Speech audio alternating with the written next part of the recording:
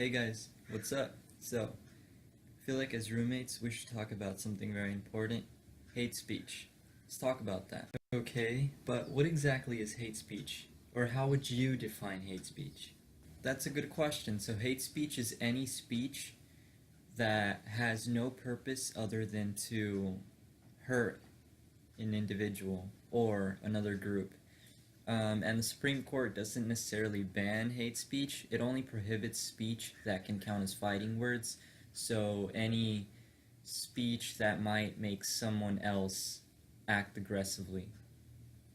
Alright, but how does it affect university campuses? So, hate speech does happen quite often on college campuses, and when it does, universities do not necessarily know how to respond. So, for instance, when Stanford was having a lot of hate speech on the campus, Stanford decided to create a speech code that would prohibit any speech that can count as discriminatory or demeaning towards another person or another group of people.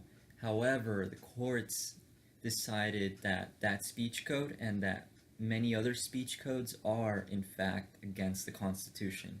So they had to take the speech code down. Well, then speech codes should be taken down, shouldn't they? They are against the Constitution. Although protecting hate speech and all speech is abiding by the Constitution, hate speech in itself can have a negative effect on people. So for instance, you're Mexican, aren't you? So let's say there was a whole bunch of people rallying and protesting against Mexicans, carrying posters saying that Mexicans should get out of this country and should go back to Mexico, even if they are citizens. Wouldn't that hurt you, even the slightest bit? Well, even if it wouldn't hurt you, it might hurt someone else. It might hurt many people, and you could argue that they're just way too sensitive. But shouldn't their emotions be valued by the school also, not just yours? Exactly, so that means that speech codes are necessary in order to protect the emotional and psychological well-being of the students.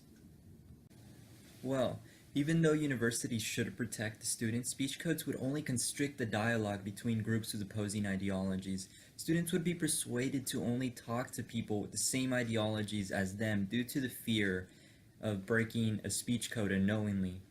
If we did have speech codes, us three would probably not be talking like this to each other. Then, in that case, what solution do you propose? Good question. Mandatory ethnic studies classes. You see, by making it mandatory for students to take ethnic studies classes, students will learn about different cultures, and that would help diversify their thinking and understanding of the world. Diversifying the thoughts of the students would help diminish the thoughts of hatred towards other groups, because those students would be learning to understand the other cultures. Therefore, there would be no need for speech codes in the first place. Plus, all speech codes do is limit dialogue. That's doing the most, man. Let's not complicate things. No, actually, this would help students because it would help broaden and open their mind to the diversity of the world. Also, this could count as a GE for arts and humanities.